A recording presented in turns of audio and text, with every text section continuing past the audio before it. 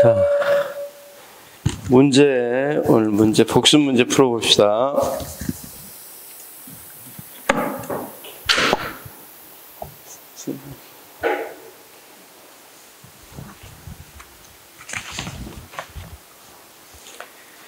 자, 복습 문제 1번.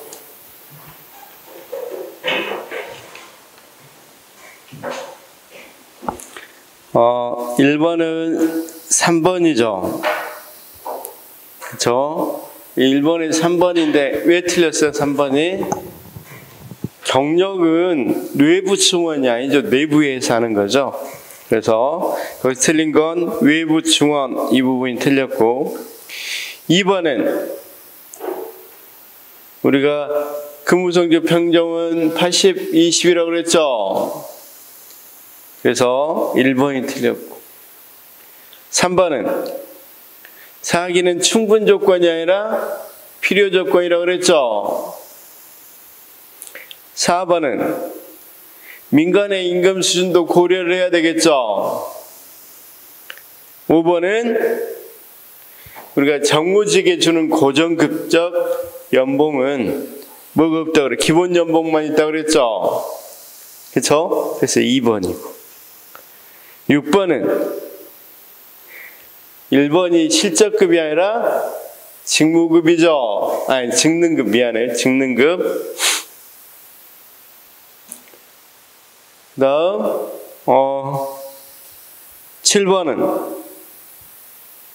7번은 역시 김대중 정부가 아니라 노무현 정부라고 그랬죠. 2번이고,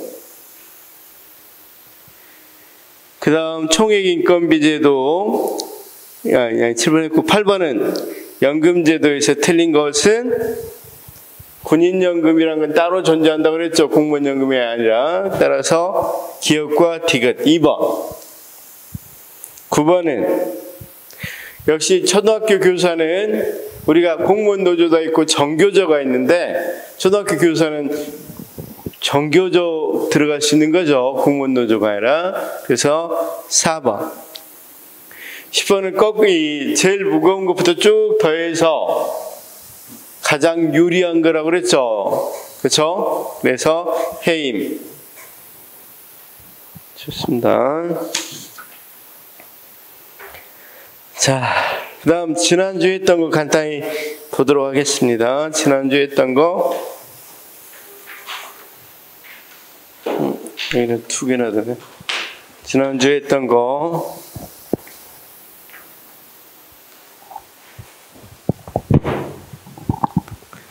자, 지난주에 우리가 공무원 이동에 대해서 했었죠. 수평적 이동, 수직적 이동, 그쵸? 자, 수평적, 수직적 이동은 어떤 게 있었어요? 승진하는 거하고 강임하고, 그쵸? 승진하고 강임. 이건 어떤 이동이다? 수직적, 그쵸? 전직이나 전보는 수평적, 이렇게 이야기했습니다. 그래서 우리가 알아둬야 될 게 뭐라고 그랬습니까?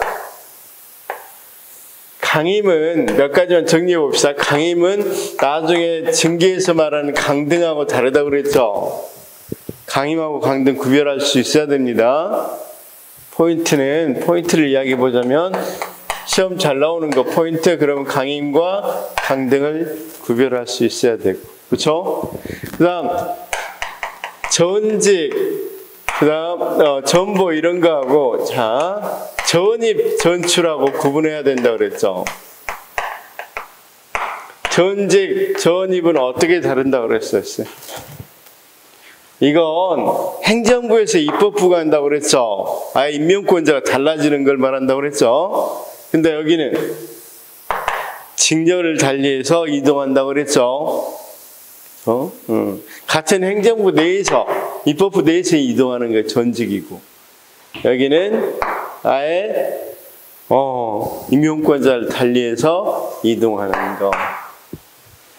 자, 근데 전직, 전보 이런 것들이 이제 이 전보 같은 걸 우리가 배치 전환이라고 한다고 그랬죠. 이런 것들을.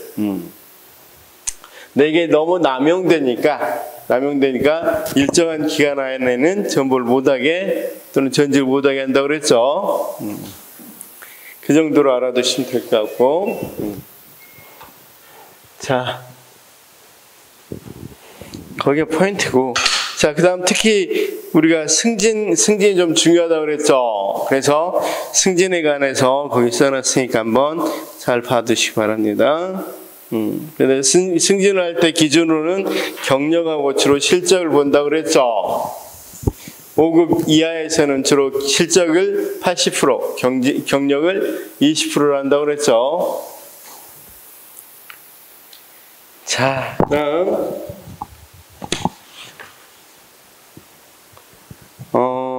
선생님 거기 보니까 자, 한 장 넘겨서 승진에 대해서 또 승진이 적체됐을 때 어떻게 해소하는지 해소 방안에 대해 나와 있죠. 그다음 경력관리. 경력관리에서는 그 경력관리 원칙만 처음에 한번 나왔죠.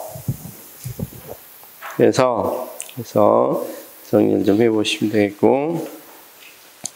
그 다음 사기 및 신분보장. 자, 결국은 그러면 지금 인사행정 개관, 모집 및 선발, 능력발전, 사기 및 신분보장 이렇게 돼 있다고 그랬죠. 그래서 지금 어떤 부분 하고 있어요? 사기 및 신분보장하고 있죠. 그럼 사기 부분에서는 시험에는 거의 안 나왔으니까 그래도 거기 짙게 써져 있는 것, 사기 결정 요인, 그 다음 사기 진작 요인, 이 부분은 좀 받으시면 좋겠죠.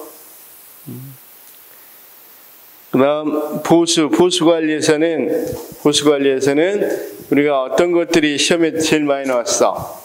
기본급의 종류 많이 나왔죠. 그래서 자, 직무급이냐 직능급이냐, 그쵸? 생활급이냐 이런 것들 많이 나왔는데 한 장 넘기면 그것에 대해서 나왔습니다.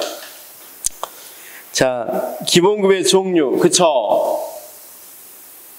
자, 기본급의 종류 나왔고, 자, 그 다음 기본급이 있고 성과급이 있는데, 성과급의 분류에서는 우리가 연봉제로 받은 사람이 있는가 하면, 자, 5급 이하는 그대로 상여금 형태로 받는다 그랬죠. 그래서 연봉제도 고정급적 연봉과 직무성과급적 연봉제, 성과급적 연봉제 해가지고, 고정급적 연봉제는 정무직이 받는다고 그랬고, 거기는 기본 연봉만 있는 거지 성과 연봉이란 건 없다고 그랬죠. 그 다음 직무성과급은 고위 공무원 단위 받죠. SS. 그런데 기본 연봉도 있고 성과 연봉도 있죠. 특히 기본 연봉은 기준급과 직무급으로 나눌 수 있다고 그랬죠. 자, 성과급적 연봉은 보통 4급 이상, 그래서 과장급, 그쵸? 기본 연봉. 그 다음 호봉제는 4급 미만, 5급 이하고 4급 미만, 그쵸? 미만이니까 4급은 포함 안 된다는 소리죠. 자, 그 다음 총액 인건비에서 대상 경비하고, 그 다음 총액 인건비의 효과, 이렇게 나눌 수 있는 거고, 시험에 한두 번 나왔으니까 붉게 되어 있는 거, 굵게 되어 있는 거 꼭 알아두시 바라고. 자, 그 다음 공무원 연금제도 쭉 나와 있어. 그래서 선생님들이 이 공부할 때 보니까 한눈에 딱 보일 때 좀 훨씬 더 잘 이해가 되는 것 같아서 거기 연금제도의 이 키워드들 거기다 다 집어넣어놨어요. 개념, 그다음 목적 쭉 나와 있죠.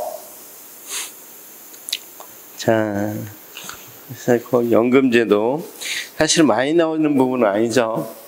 그 다음 한 장 넘기면 신분보장. 신분보장 전반적인 개관에 대해서 써놨고,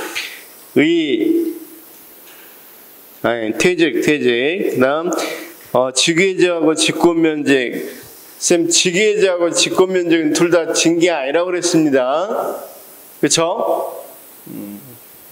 직위해제하고 직권면제. 그러면 차이가 뭐야, 쌤? 직위해제하고 직권면제의 차이가 아주 큰 차이네, 이거예요, 쌤. 이건 아직도 공무원이에요. 직위해제 당연히.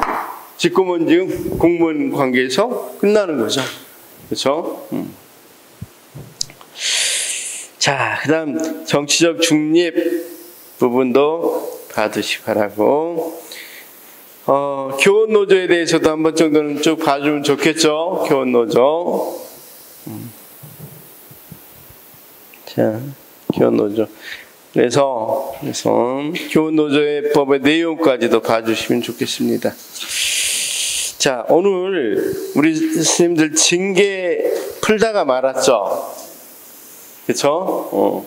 징계 풀다가 3시 40분까지, 아니 3시 반까지 한다고 해서, 물론 조금 더 했지만, 늦었습니다. 제가 제보내드리기로 한 거, 우리 스님이, 자, 몇 페이지였어요, 일단? 아니야. 370몇 페이지 풀다 말았던 것 같아. 373페이지 풀다 말았죠. 왜냐하면 중간은 안 했어요. 공직윤리부패는 조금 다른 부분이어서 뒤에 한다고 그랬고, 373페이지 그쵸? 373페이지. 저기 우리가 27번 문제 같은 걸 다 풀었었잖아요. 그죠? 그래서 제가 31번 읽으면서 이런 말 했잖아요. 31번.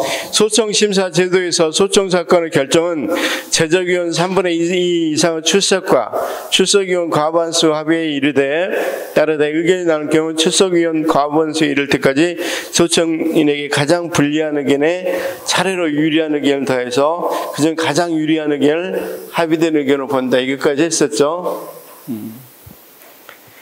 자. 그러니까 쌤 봐봐. A 공무원이 문제를 일으켰어요. 그쵸? 그러면 징계를 해요. 징계를. 그래서 징계위원회가 열려서 똑같이 여기 이제 소청심사위에서 하듯이, 만약에 그 27번은 징계위원회죠. 27번은. 그래서 해임이 됐어. 그런데 A 공무원이 해임까지 좀 너무한 것 같아. 그렇죠? 이건 뭐 견책 같은 거나 감봉은 몰라도 해임은 너무한다. 이렇게 해서 뭘 신청할 수 있겠어? 소청을 신청할 수 있다고 그랬죠. 그렇죠? 이게 소청은 어떤 것에 행정소송의 전심 절차가 된다고 그랬죠. 우리가 행정소송을 하려면 행정심판을 먼저 거쳐야 되죠. 행정법 보면 그걸 전심 절차라고 그러잖아. 근데 여기는 마치 행정심판과 같은 역할을 한다고 그랬죠. 그래서 전심 절차로서 소청을 거친다고. 그럼 소청위원회가 열릴 거 아니에요, 쌤. 그럼 소청위원회도 똑같아. 어떻게 똑같냐면, 결정하는 방식은. 만약에 27번인 소청위원회가 열렸다고 해도 똑같단 말이에요. 무슨 말씀인지 아시겠죠? 그러니까 27번하고 31번은 27번은 징계위원회인데 31번은 소청위원회 이렇게 돼 있죠? 그래서 똑같이 결정을 한다는 거. 자, 그 다음 그러면 32번부터 할까요? 32번. 국가공무원의 징계에서 징계 의결 등을 요구한 기관의 장은 징계위원회 의결이 가볍다고 인정하면 그 처분하기 전에 직급, 상급 기관에 설치된 징계위원회에 심사나 재심사를 청구할 수 있다. 그렇죠? 그래서 부처의 장이 A에 대해서 징계가 너무 조금 가볍다 이러면 뭐 어떻게 B에 비해서 재심사를 청구할 수 있다고 한다는 거죠.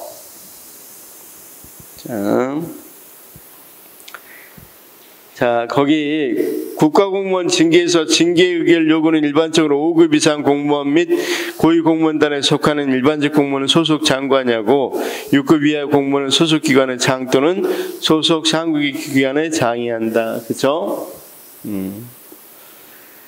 자, 그 다음 우리가 이 국가공무원 징계에서 보통징계위원회는 징계위원회는 두 가지라고 그랬었어요. 두 가지. 징계위원회는 중앙징계위원회하고 보통징계위원회. 그러면 이건 어떻게 나누어지냐? 이 사람이 이 직급이 몇 급이냐에 따라 달라진단 말이에요. 5급 이상은 어디로 가? 중앙징계로. 그 이하는 그렇죠. 보통징계로 간단 말이에요. 그러면 중앙징계는 아까 누가 이 관할권이 뭡니까? 거기 있는 것처럼 의결권자라고 그랬어. 소속 장관이. 그쵸? 그 다음 6급 이하는 소속 기관의 장이. 그쵸? 또는 소속 상급기관의 장이 한다고 그랬죠? 그래서 자, 일반직 공무원은 여기는 장이 한단 말이에요. 거기 뭐라고? 소속 장관이에요, 장관이. 그러면 자, 다시 한 번만. 자, 보건복지부 소속의 사무관이다. 그러면 누가 해야 돼? 보건복지부 장관이 해야 된단 말이에요. 그런데 보건복지부 산하에 여러 기관들이 있을 거 아니에요. 그렇죠? 무슨 국립병원이 있다 그러면 그 병원, 이 6급 이하는 병원의 장이 뭐 할 수 있어? 할 수 있다는 거예요. 무슨 말씀인지 아시겠죠? 자, 그 다음 국가공무원 징계에서 보통징계위원회는 징계 등 대상자보다 상위 계급의 공무원이 징계위원회의 위원이 될 수 있도록 관할권 조정은 가능합니다. 관할권 조정이 가능하다. 국가공무원 징계에서 중앙징계위원회 회의는 위원장과 위원장 회의마다 지정하는 8명 위원으로 구성하며 이 경우 공무원이 민간이 2분의 1 이상이어야 돼. 민간이 2분의 1 이상이어야 되니까 최소한 8명으로 구성하면 몇 명까지? 5명은 민간위원이 돼. 민간위원.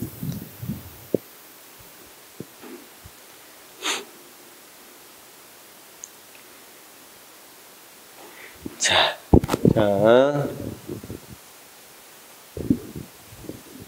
배경은 어떤 내용인지 알겠죠? 그러면 소청심사위원회는 억울해서 소청을 심사한 거죠. A한 공무원이.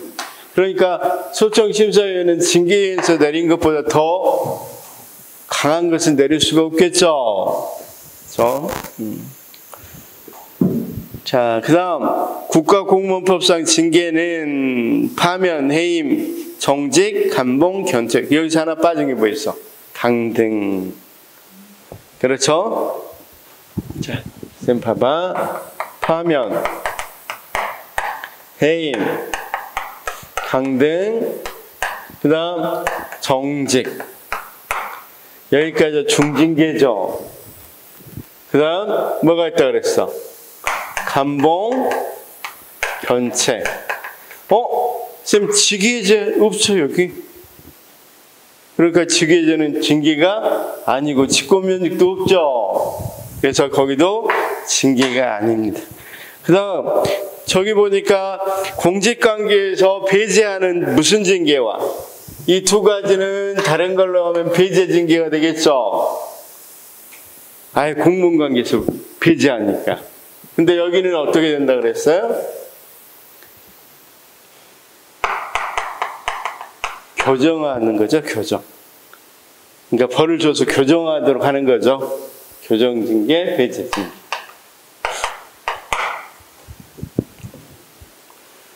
자, 그 다음 국가공무원법상 징계는 정직은 1개월 이상 3개월 이하의 기간으로 정직 처분을 받은 자는 그 기간 중 공무원의 신분은 보유하나 직무에 종사하지 못하죠. 그러니까 이 사무실에 못 나가죠. 보수의 3분의 1을 감하는 게 아니라 전액을 감하죠. 전액. 거기 보면서 해도 돼요. 앞부분 보면서 이야기해도 됩니다. 전액을 가면. 그 다음 공무법상 징계에서 감봉은 1개월 이상 3개월 이하의 기간 동안 보수의 3분의 1을 감한다. 이건 정확히 맞죠? 선생님 몇 페이지냐면 앞부분 같이 보고 해도 돼요. 선생님 같이 보고 징계 부분을 같이 보고 징계표가 어디가 있죠? 징계표 369페이지 징계표 나왔죠?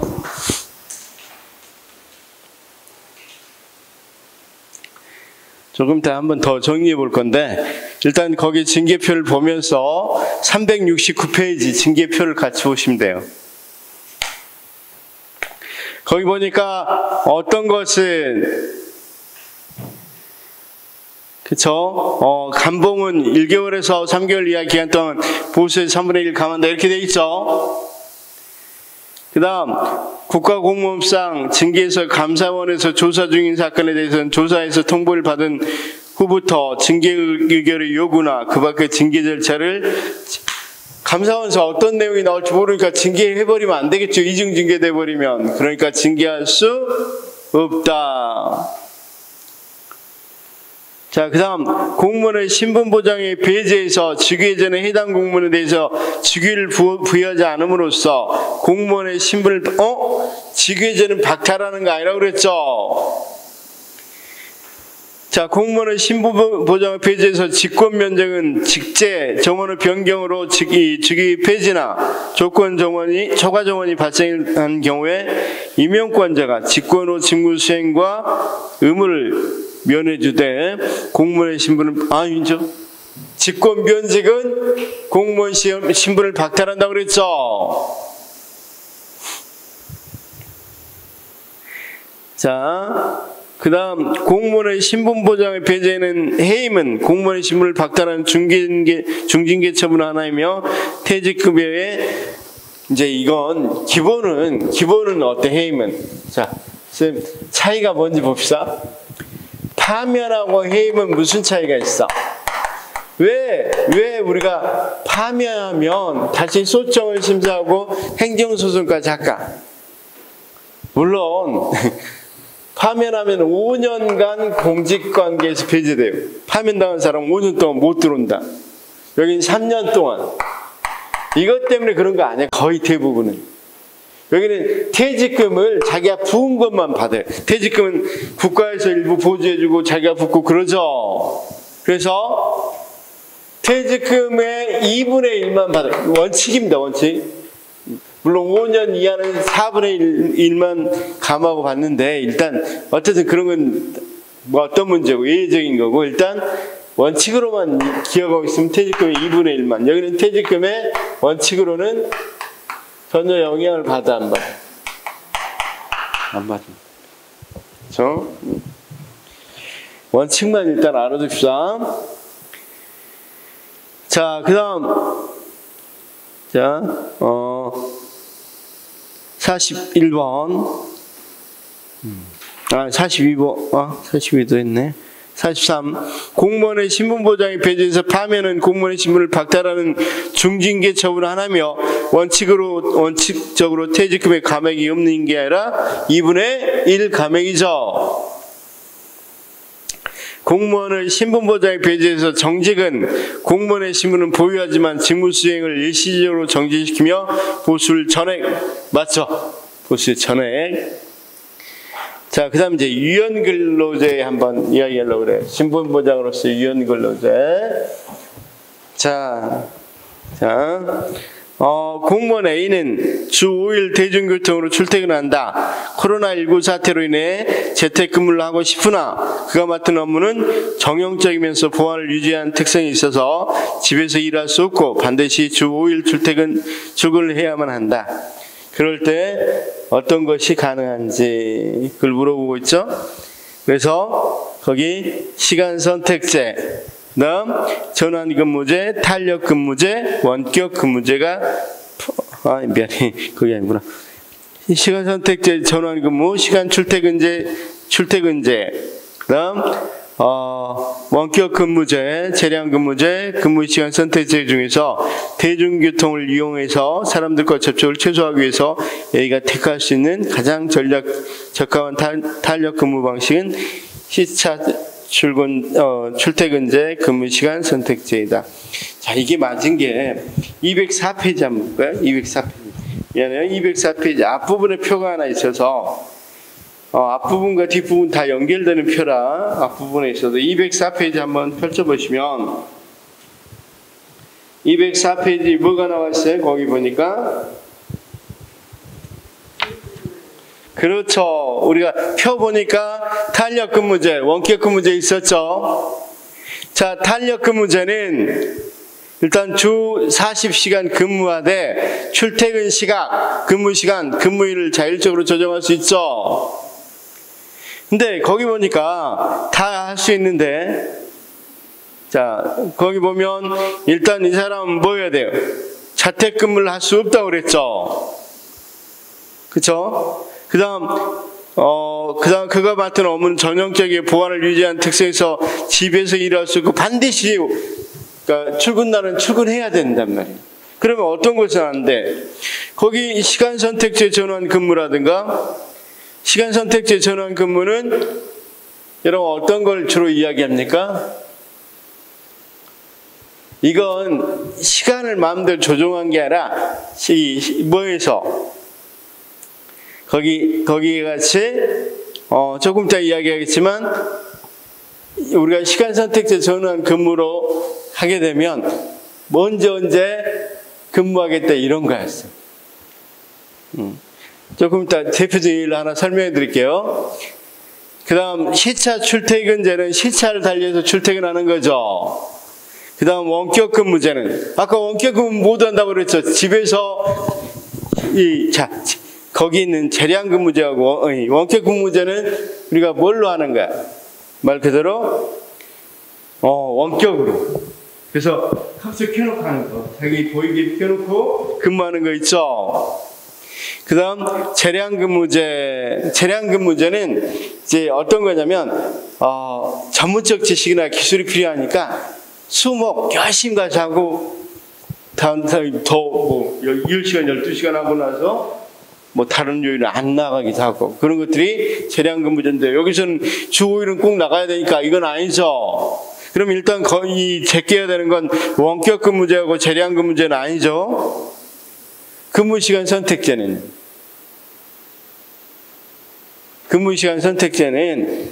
시간을 9시 출근하든 10시 출근하든 이렇게 9시부터 10시 그러니까 7시부터 10시 사이에 출근해서 그 8시간이면 8시간만 근무하되 7시에 출근해서 4시에 갔어. 이런 식으로. 이런 걸 시간 선택제라고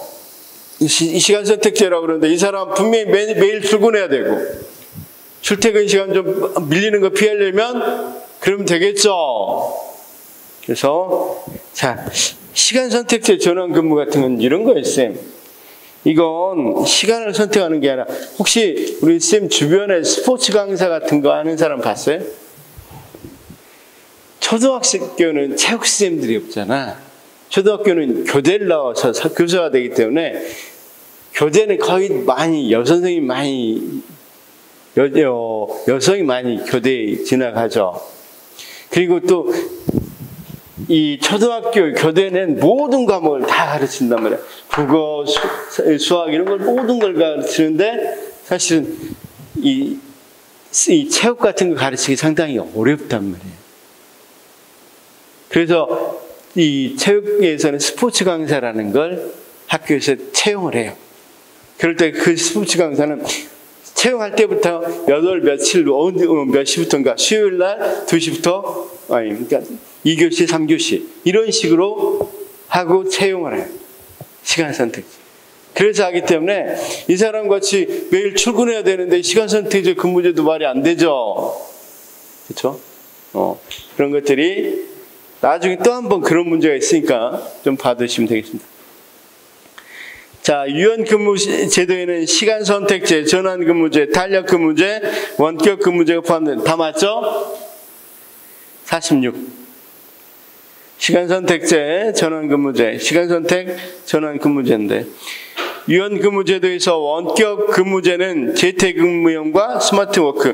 거기 보니까 맞죠? 자 봅시다. 거기 204페이지 보니까 원격 근무제는 재택근무형과 스마트워크. 그쵸? 근무형이 있고 유연근무제도에서 심각한 보안 위험이 예상되는 업무는 온라인. 보안 위험이 근데 온라인으로 하면 보안 뚫려버리면 큰일 나겠죠. 그래서 할 수 없다고 돼 있어요. 자, 원격 근무제도에서 이를테면 국정원 직원이 나 원격 근무할래. 그런데 뚫리면 큰일 나겠죠. 자, 유연근무제도에서 재택근무자 전택근무일에도 시간의 근무 이거 있었어요. 재택근무를 했는데 우리가 5시면 6시면 끝나야 되잖아. 근데 계속 일이 남아서 재택근무를 하더라도 하게 돼 있어. 그렇게 되면 시간의 그 수당을 받는데 일정 정액분 우리가 이 일정 액수를 주는 거 있죠. 일정액에. 그러니까 뭐 토요일 근무하면 1.5배를 준다든가 이런 것 있죠. 에이, 쌤들 알바를 하더라도 토요일 알바를 한다 그러면 더 주잖아. 금요일 토요일 일하면.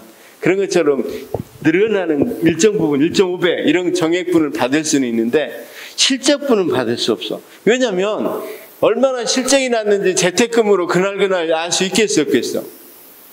알 수 없죠. 그래서 쉽게 해서 정액제 1.5배 준다. 그러면 봉급에 만약에 1시간에 뭐 예를 들어 봅시다. 10,000원을 합시다. 그러면 1시간 더 초과했으니까 1.5배에서 어느 정도 더 늘어난 부분을 받을 수는 있단 말이야. 그런데 무슨 분은 받을 수 없어? 실적분은 받을 수가 없어. 공무원의 근무 방식과 형태에서 유연근무제는 공무원의 근무 방식과 형태를 개인 업무 기간 특성에 따라 선택할 수 있는 제도에다 맞고, 공무원의 근무 방식과 형태에서 시간 선택제 근무는 통상적인 전일제 근무 시간보다 길거나 짧은 시간을 시간 선택제는 보통 짧죠? 그렇죠? 길리는 경우는 없어. 길긴 경우는. 길거나가 틀렸습니다. 공무원의 근무 방식과 형태에서 탄력 근무제는 전일제 근무 시간을 지키되 근무시간 근무일수를 근무일수를 자율 조정할 수 있는 것이다. 그렇죠? 탄력 근무제 이거 맞고. 자, 그 다음, 공무원의 근무 방식 형태에서 원격 근무제는 직장 이외의 장소에서 정보통신망을 이용해서 근무하는 거. 자, 원격 근무제는, 그러니까 실시간으로 꼭 켜놓고 해야 돼. 근데 재택 근무제는 그냥 원격 꼭 안 켜도 거기서 근무하는 거. 그래서 그냥 뭐 해와라 이렇게 하는 식으로 재택 근무하는 거. 자, 그 다음 가로에 들어갈 피사물 근무 유형은 읽어보니까 10시부터 출근한다고 되어 있죠. 그러면 우리가 시차 출퇴근제죠. 자, 암과 삶의 균형을 위한 정책에서 유연 복장제는 그러니까 복장을 조금 뭐하는 거. 여러 가지, 그렇죠. 다양하게 할 수 있는 거. 자, 그래서 또 한 범주로 볼 수 있습니다. 일과 삶의 균형을 위한 정책에서 근무시간 관련 유연 근무제는, 시간제 근무제는 아까 근무시간을 유연하게 한다 그랬어? 아니면 근무량을 한다 그랬어? 시간제 근무제는 근무 시간을 마음대로 하는 게 아니라 뭘 한다고 그랬어? 조정하는 게 아니라 근무량, 몇 시간 할 건지 전체적인 양을 조절하는 거야.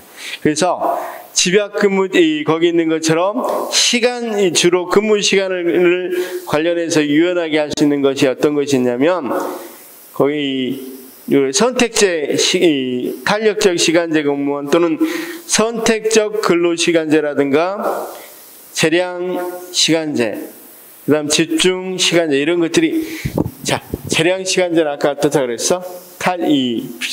거기 봐봐요. 앞부분. 재량 근무형, 재량 시간제, 재량 또는 집중 근무형, 이런 재량 시간제는 어때? 40시간을 지키되 집중적으로 한다 그랬죠? 자, 봐. 재량 근무원은 출퇴근의 의무 없이 프로젝트 수행으로 주 40시간 근무한다고 그랬죠? 그 다음 집약근무형은 1일에서 4시간에서 12시간 근무하고 주 3.5일 내지 4일. 원래 5일 근무가인데 그냥 더만 10시간 이상 해버린단 말이야, 하루에. 그쵸? 그리고 하루나 이틀은 쉬고, 아예. 그러니까 시간을 마음대로 이렇게 조정하죠. 그래서 거기 있는 시간제, 아니, 집약근무제나 재량근무제는 근무 시간 유연 근로제라 그러고, 자, 시간제 근무원은 보통 뭐라고 부르냐면, 자, 거기 있는 것처럼 근무량을 조정하는 거다, 이렇게 이야기했습니다. 너무 어렵죠? 제가 정리 한번 해놓을게요. 그 부분을. 우리가 근무의 시간을 조정하는 게 있고, 그렇죠? 자, 선생님 봐봐. 근로 장소를 조정하는 게 있어. 그 다음 어떤 게 있냐면 근무량을 조정하는 게 있어. 그렇죠? 근무량.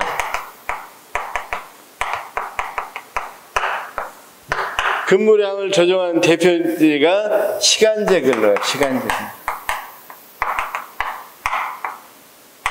시간제 근로는 근무량을 조정해요. 시간을 뭐 조정하는 게 아니라. 자, 여기 한번 예시를 한번 들어볼게요. 이해가 되면 이해하고 아니면 말아버립시다. 자, 여기 봐. 여기 근로 시간은 40시간을 근무를 하는데, 아까 시차 출근대회 같이 7시부터 해서 만약에 40시간이고 주 40시간이면 주 5일째고 40시간이면 하루에 몇 시간 하면 되겠어? 8호 40, 8시간이죠. 그럼 7시에 출근해서 봐봐. 점심시간 빼더라도 몇 시에 퇴근하면 돼? 4시에 퇴근하면 되겠죠. 시차적 출퇴근제 같은 경우는, 아까 집중근로제 같은 경우는, 집중근로제는 나는 금토일 쉬어야 돼요. 육아 때문에. 그럼 4일 만에 나는 40시간 다 할게요. 그럼 10시간씩 하면 되겠죠. 7시에 출근해서 6시 끝내면 되잖아. 그러니까 그런 것들은 다 어떤 거야, 쌤? 근로 시간을 조정하는 거야. 근데 이게 무슨 말이냐면, 근무량을 조정한다면, 자, 예를 하나 들어볼게요. 제가 아주 이해하기 쉽게 한번 시간제 근로가 뭔지 이해를 한번 해볼게요. 근로제가. 아까 스포츠 강사 같은 경우는, 자, 기간제 교사가 있고, 우리가 기간제 교사하고 스포츠 강사를 한번 비교를 한번 해볼게요. 기간제 교사는 일반 교사랑 똑같이 다 근무해요. 9시부터 10시까지. 근데 스포츠 강사, 그런데 임용고시, 교원 임용고시 합격하려고 하려면 너무 시간이 많이 걸리잖아. 그러니까, 체육을 교사를 준비하는 선생님들은 기간제 교사와 스포츠 강사를 선택할 때 이걸 선택을 많이 해. 왜 그래? 이 사람은 수요일날 2교시, 3교시, 목요일날 3교시, 4교시 이렇게만 근무해. 매일 하는 게 아니라 그냥 거기만 근무하고 40시간 그런 거 상관없어. 그냥 몇 시간, 그 근무한 시간에 해당되는 봉급만 받아. 무슨 말인지 알겠죠? 그러니까 주 40시간 딱 지키면서 뭐 하는 거 아니야? 시간 갖고 하는 게 아니라 근무량이죠. 무슨 대강 이해는 됐을 거니까. 그래서 거기가 왜 틀렸냐면 1과 3을 균형을 위한 정책에서는 근무 시간 관련해서는 여기가 중요해요. 근무 시간 관련 유연 근무제는 시간제 근무제는 들어가지 않겠죠. 이럴 때 시간제 근무는 무엇에 해당된다? 근무량의 조정에 해당된다. 근무 시간이 아니라. 어렵죠? 근데 문제 나오면 맨날 반복돼서 나오는 게 이거 하나만 알아둬요. 그냥 알아두시면 돼요. 자, 일과 삶의 균형을 위한 정책에서 가족 친화적 프로그램 주로 직장 내 양성평등 문화의 제고에 초점을, 말이 안 되죠? 그렇죠? 이게 가족 체계의, 자, 가족 친화적 프로그램이니까 가족 체계의 강화 유지 및 촉진하기 위한 겁니다. 거기도 다시 한번 쌤 204페이지 한번 봐봐요. 204페이지. 다시 204페이지. 거기 그러니까 친가족 정책 이 말이라는 게 있죠.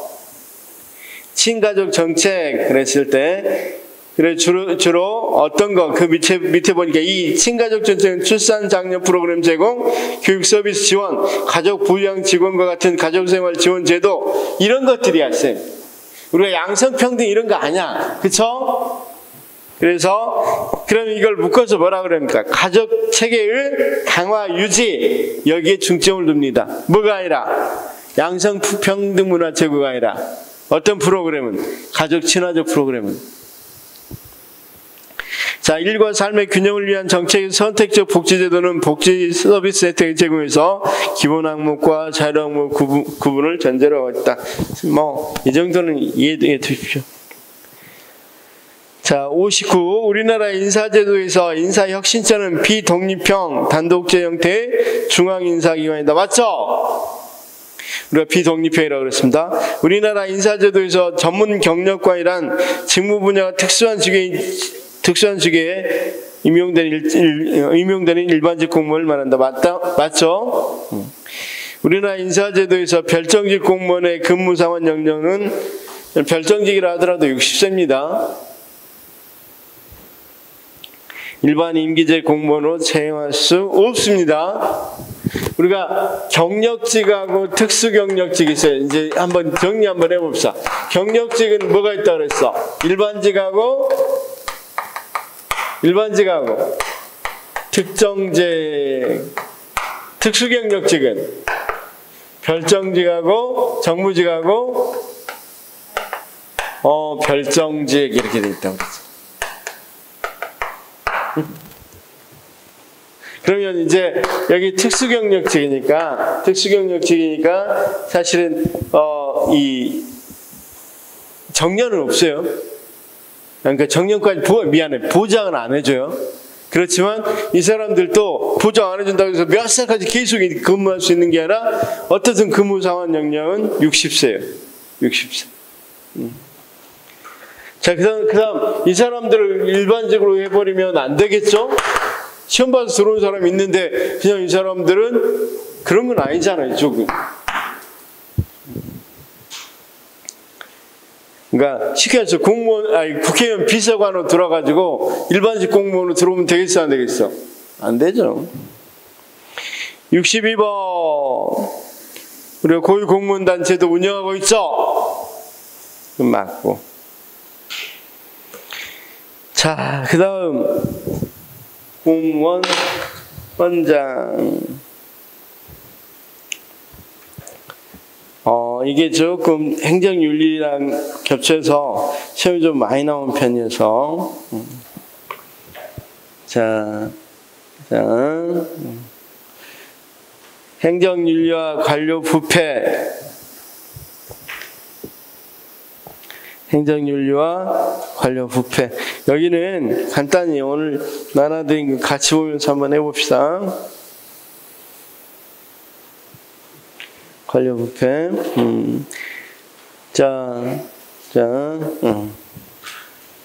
1페이지 오늘 같이 보면서 정리해놓은 거랑 같이 책하고해서 보도록 하겠습니다.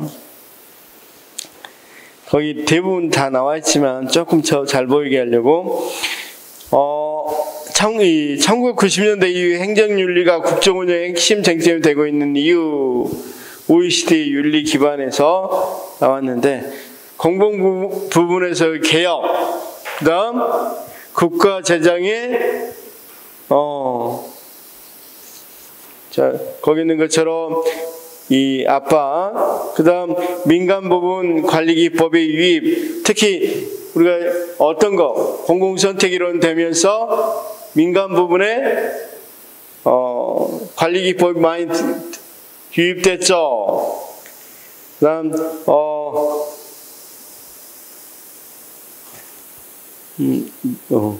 뭐 지향적이라고 됐습니까? 결정론 지향적 환경 변화. 그래서 한번 읽어보십시오 바랍니다. 공직에 대한 외신이 저하되어 있고 정치의 후연이 크게 이루어지고 확대되고 있어서 공직의 윤리가 필요하다. 거기 윤리 기범이 법제화됐다고 그랬죠. 그래서 여러 가지 법령들이 있었어요. 법령. 특히 이런 것들과 관련해서 시험이 많이 나오니까 법령들 좀 알아두십시오. 자, 국가공무원법, 공직자윤리법, 그다음 부패방지 및 국민권익위 설치 운영법, 그다음 청탁금지법, 자, 공무원 행동강령과 공무원 훈장.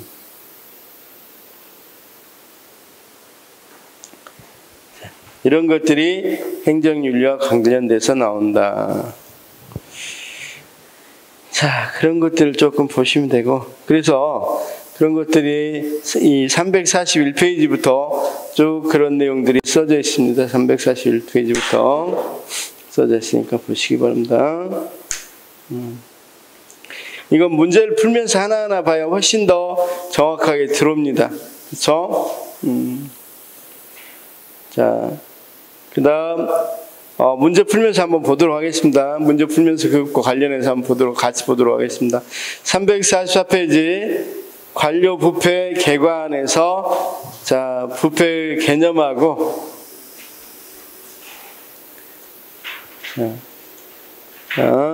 공직 부패행위 구분 사례도 한번 읽어보시면 좋겠고, 304페이지. 특히 시험에는 거기 제일 시험에 많이 나오는 부분이 공직 부패 유형입니다. 공직 부패 유형.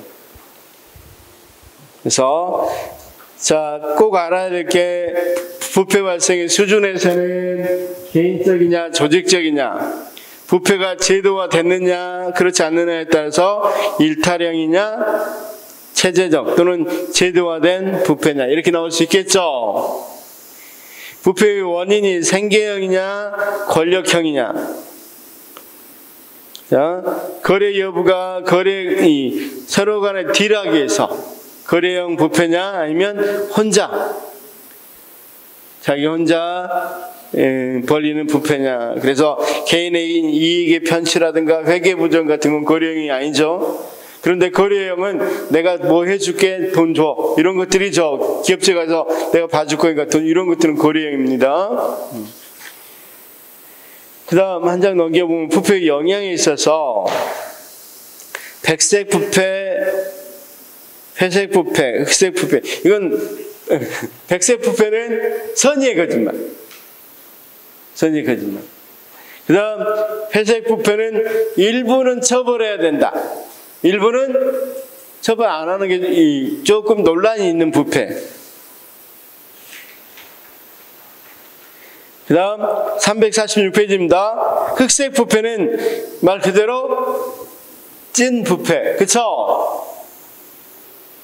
이런 것들을 말한다. 그래서 형법이나 공직자윤리법, 부패방지 관련법에 위반되는 부패를 뭐라 그런다? 흑색 부패라고 한다.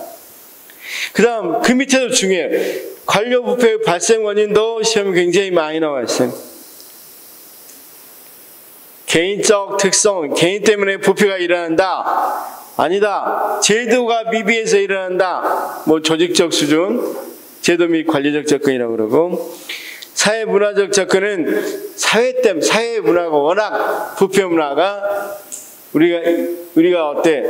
그냥 문화 자체가 이 사회적으로 많은 부패들이 만연돼 있을 때 일어난다는 거죠.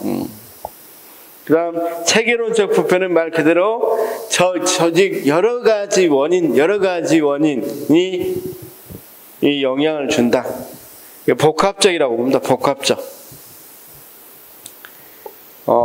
시장 교환적 접근법은 시험에는 잘 안 나오는데, 쌤, 만약에 내가 돈을 받았는데 잡힐 확률이 만약에 거의 없으면 훨씬 더 뭐 하겠어? 부패를 받는 것이 나에겐 경제적인 선택이 될 수 있겠죠. 합리적 선택이 될 수 있겠죠. 그러면 어떤 사회에서 만약에 우리가 생각해 봅시다.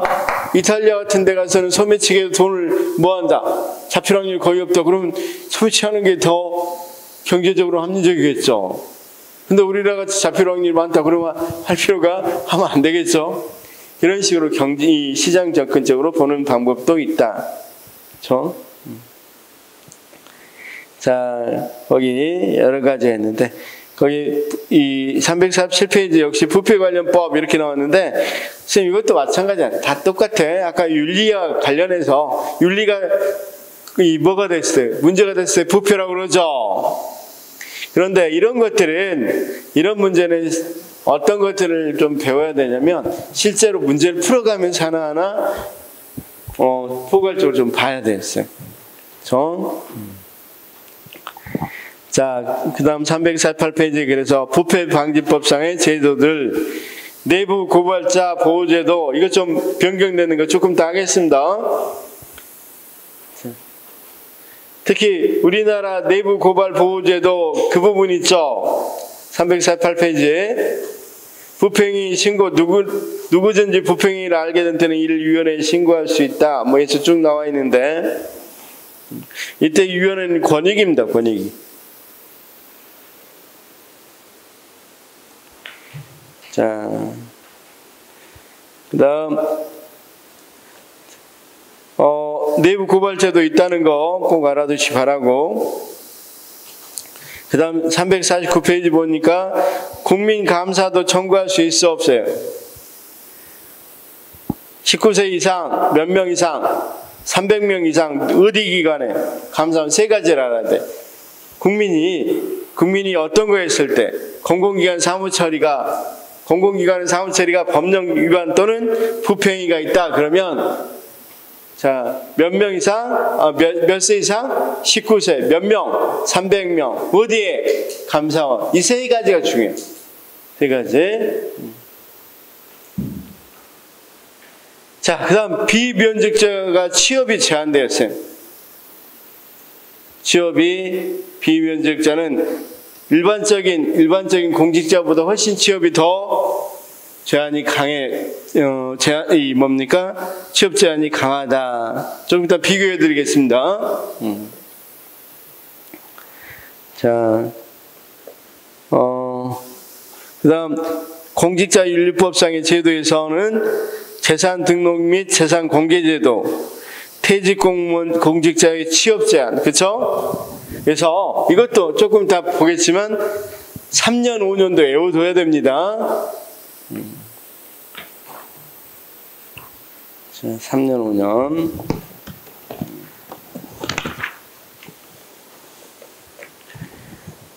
자, 그 다음, 거기 이 350페이지에 이런 게 있죠. 현재 공직자윤리법은 퇴직일로부터 3년간은 퇴직 전 5년 동안 소속했던 부서 또는 기관의 업무와 밀접한 관련성 있는 기관에 취업할 수 없다. 만약에 보통 어때요? 공무원들 잘 꼬드겨서 자기 회사가 이득 보는 것도 많이 있겠죠. 보건복지부에서 근무한단 말이야. 그럼 어떻게?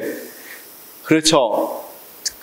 퇴직하면 우리 병원에 뭐 시켜줄 거니까 이번에 좀 봐줘. 이렇게 할 수 있겠잖아. 보건복지부로. 그런 것들을 방지하기 위해서 퇴직 후 3년 동안은 자기가 만약에 보건복지부 같으면 병원이라든가 이런 걸 다 관할하잖아. 그렇죠? 그런 데서 뭐 할 수 없다. 근무할 수 없다는 거죠. 자, 그 다음 재산공개 대상자 주식의 매각 및 신탁 제도도 있고 선물 신고 제도도 있어요. 이거 봐봐요. 선물은 국내 시가 10만 원, 미국 화폐로는 $100. 그쵸? 이상의 선물 받을 때는 이를 소속 기관에 신고해야 되는데 거기 중요한 게 있어요. 중요한 게 위에 공무원, 지방의원 포함이라고 되어 있죠. 또는 공직유관단체의 임직원이나 이들의 가족도 마찬가지입니다. 그러니까 누구까지, 가족까지, 외국인이나 외국인으로부터 직무와 관련해서 국내 시가 10만 원 또는 미국 앞에 $100 이상의 선물 받던 일을 소속기관장에게 신고해야 된다. 우리나라는 그래서 자, 선생님 거기 봐. 위에 보면 이 무엇을 등록하는 사람과 재산을 등록하는 거하고 공개하는 건 대상이 좀 있죠. 봐봐요. 위에 350페이지. 재산만 그냥 단지 등록만 하면 돼. 공개까지는 안 해요, 이런 사람들은. 근데 공개해야 되는 사람들이 있단 말이에요. 총경 이상의 경찰 공무원 또는 4급 이상의 일반직 공무원에서 법관 및 검사, 헌법전선서, 헌법연구관 이 정도는 자기 재산을 등록만 한다고.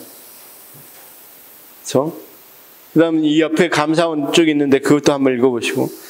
근데 공개 의무자는 국가 및 지방자치단체 정무직 공무원 같은 경우, 일반직 1급 국가공무원, 그러니까 장차관 같은 경우는 전부 다 뭐 해야 돼?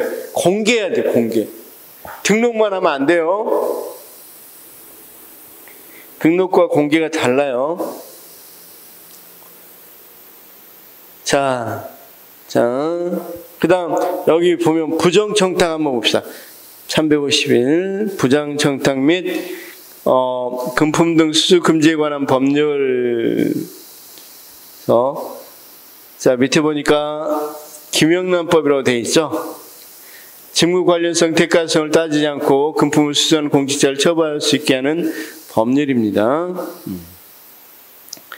조금 이따 이것도 다시 정확히 보겠습니다. 고위공직자 비리 수사처 공수처 설치했죠. 그다음 공직자 이해충돌 방지법 조금 이따 정리해서 좀 보도록 하겠습니다. 자, 이것과 관련해서 법령들을 조금 정리해봤습니다. 거기 보면서 한번 선생님 오늘 알아드린 거 2페이지부터 쭉 이 법령에 따라서 조금 정리를 해봤어요. 법령에 따라서. 그래서 여기 문제 풀면서 같이 보도록 하겠습니다. 그러면 이렇게 봅시다. 우리가 윤리나 부패와 관련해서는 어느 법에 있다고 생각하면 돼? 일단 헌법에도 있고, 특히 거기 있는 것처럼 어떤 법에 주로 이야기가 되어 그랬어? 공직자윤리법이 있다고 그랬죠. 핵심적인 것은 공직자윤리법이 있고, 자, 헌법에도 있죠. 헌법에도 있고, 국가공무원법으로 합쳐. 국가공무원법에 일단 있고, 공직자윤리법.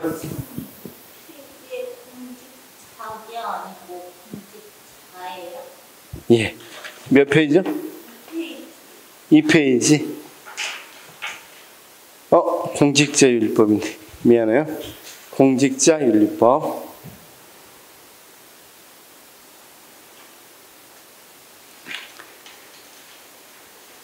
아주 중요한 걸로는 거기 세 가지 법이 좀 중요해요. 거기 부패 방지 및 뭐라고 되어 있습니까? 국민권익위원회 설치 및 운영법 있죠? 세 가지가 일단 중요하고, 하나 더 들으려면 부정청탁 및 금품 등 수수 금지에 관한 법률, 청탁금지법, 이거 중요합니다.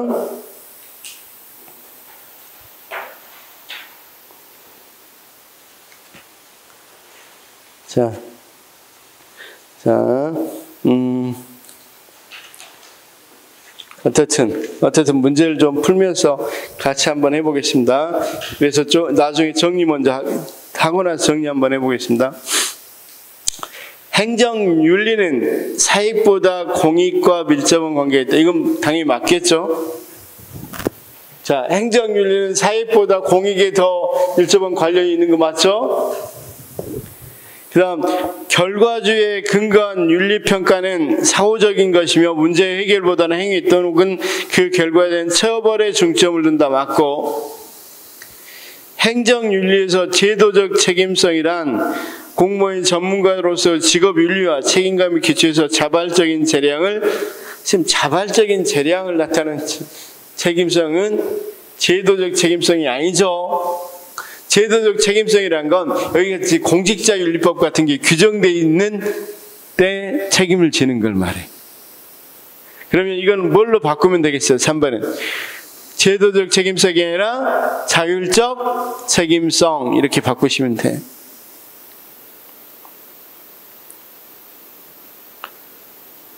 자, 행정윤리에서 공무원 부패의 원인을 사회문화적 접근으로 보는 관점은 특정한 지배적 관심이나 경험적 습성이 부패를 조장한다는 입장이다. 그렇죠?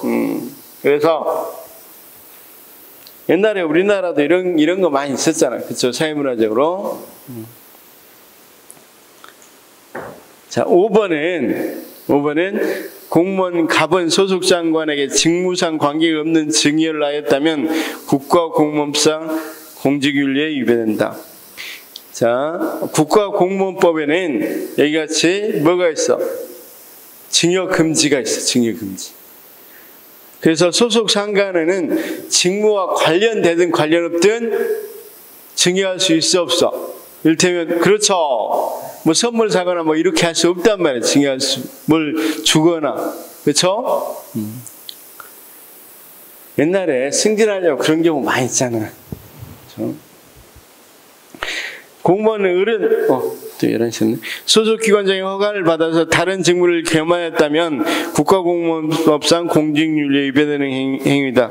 선생님, 기관장 허가를 받아서 했는데 당연히 위배가 되지 않죠. 7번 수사기관이 현행범인 공무원 병을 소속기관의 장애에 미리 통보하지 않고 구속하였다면, 자, 수사기관에서 만약에 아까 이야기했던 국토관리부 이 소속 공무원인데 국토관리부에 있는 이 사무관이었다 합시다. 그럼 국토관리부에 있는 장관에게 보고하지 않고 미리 통보하지 않고 구속했다면 국가공무원법 공직윤리에 위배되는 행위입니다. 근데 원래는 통보를 해야 돼요. 단 어떨 때 통보 안 해도 돼요?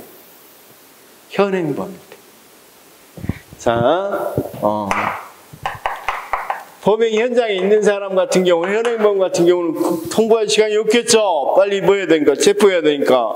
그렇죠? 그렇지 않으면 도망가니까. 당연히 이건 현행범일 때는 거기 현행범의 경우는 통보하지 않고 구속해도 윤리 위반에 해당되지 않고, 공무원 정은 대통령 허가를 받고 외국 정부로부터 증여를 받았다면 국가공무원법 공직윤리에 허가받았는데 당연히 아니죠.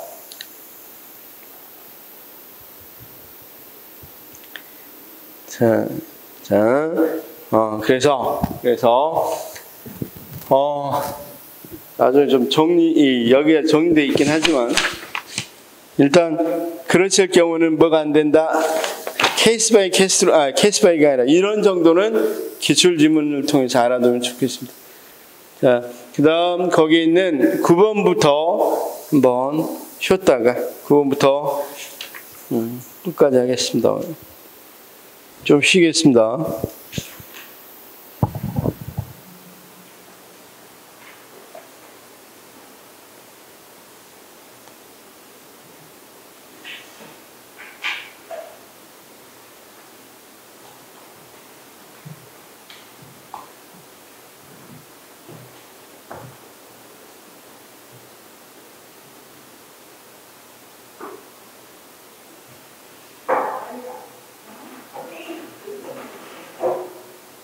Thank you.